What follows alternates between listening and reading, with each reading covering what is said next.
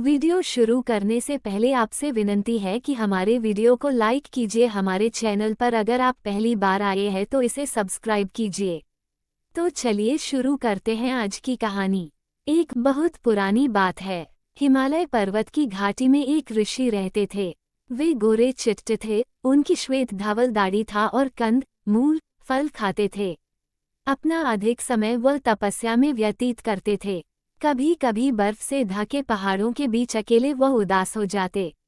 उदासी तोड़ने के लिए अक्सर वह जोर से बोलने लगते।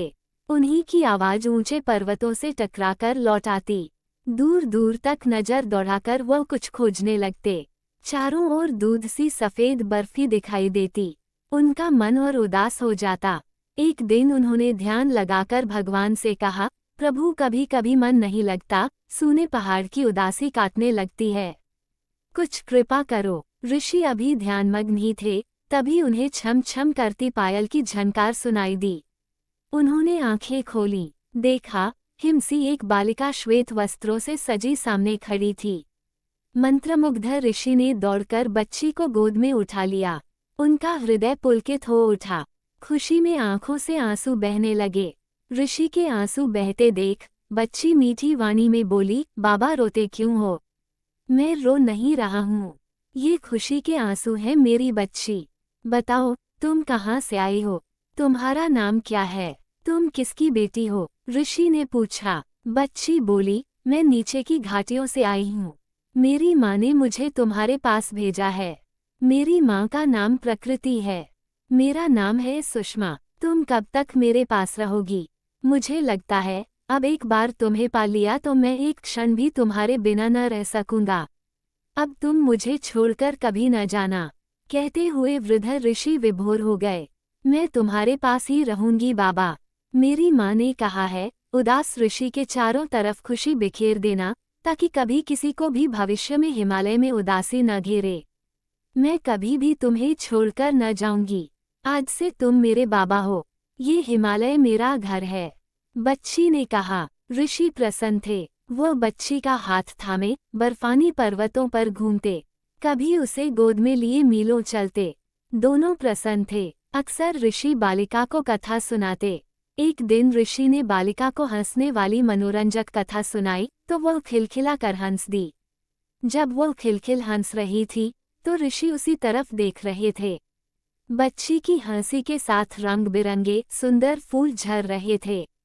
वो मंद हवा के साथ दूर दूर तक फैलते जा रहे थे। थोड़ी देर में बच्ची ने हंसना बंद किया।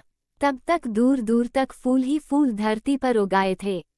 ऋषि ने दूर तक देखा और मुस्कुराकर कहा, यही है फूलों की घाटी, इस धरती का स्वर्ग। फूलों के सौंदर्य में डूबे ऋषि बालिका के साथ घूमते रहे। एक दिन उनकी अंगुली पकड़े बालिका ठुमक ठुमक कर चल रही थी। तभी एकाएक उसका पैर फिसला और उसे चोट आ गई। कोमल तो वह थी ही। ऊं करके रोने लगी। बड़ी बड़ी आंखों से मोती से आंसू धुलक धुलक कर धरती पर गिरने लगे। ऋषि ने उसे संभाला, चोट को सहलाया। बच्ची चुप हुई तो ऋषि ने देखा कि जहां जहां आंसू की बूंदें गिरी थीं, वहां जल धाराएं बह रही हैं, निर्झर झर रहे हैं। ऋषि जैसे तृप्त हो गए उस दृश्य को देखकर। सचमुच बच्ची ने ऋषि की उदासी मिटा दी। मुदित मन से ऋषि उसे लिए ऊंची चोटियों पर यहाँ से वहां जाते। जहां बच्ची हंसती वहां फूल बिखर जाते, जहां रोती वहां झरने बहते। अब सुंदरता हिमालय पर सर्वत्र छा गई। ऋषि की उदासी दूर हो गई। बाबा और बच्ची दोनों मगन थे। समय बीतने लगा। बहुत बहुत वर्षों बाद बर्फानी पर्वतों, फूलों की घाटियों और नदी झरनों के नीचे की घाटियों में रहने वालों को इस अनोखे सौंदर्य की खबर मिली। वे लोग मार्ग खोज खोज कर ऊपर जाने लगे। कठिन मार्ग में उन्हें थकावट लगती, कष्ट होता, पर ऊपर पहुंचकर सब भूल जाते। धीरे धीरे अपने मार्ग के कष्ट को दूर करने के लिए उन्होंने अच्छा सुगम मार्ग बनाने का विचार किया। हरी भरी धरती पर लगे कुदाल चलाने। कभी सह लेती धरती माँ, पर कभी गुस्से से गरज पड़ती और पहाड़ टूट जाते।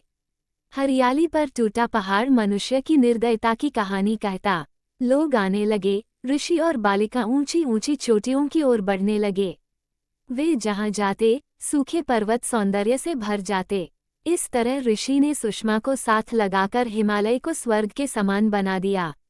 आज ऋषि नहीं है, मगर हिमालय के झरनों, हरे मैदानों और फूलों की घाटी के रूप में सुषमा चारों ओर जैसे हंसती मुस्कुराती ऋषि की कहानी कहती दिख पड़ती है।